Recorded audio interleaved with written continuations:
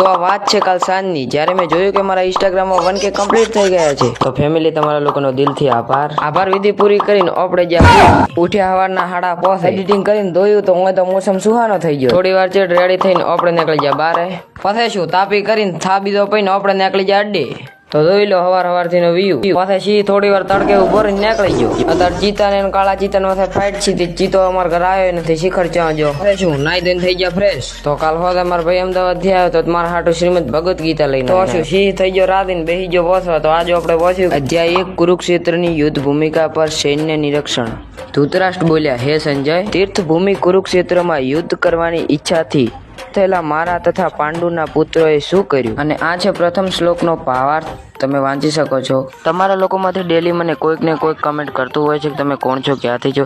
તો હાલ મારી સ્ટોરીમાં જઈને મેં મારો ફૂલ ઇન્ટરવ્યુ વિડીયો અપલોડ કરી નાખ્યો છે, તો જલ્દીથી જઈને જોઈ દો. બ્લોગ અહીં પે ખતમ. બાય.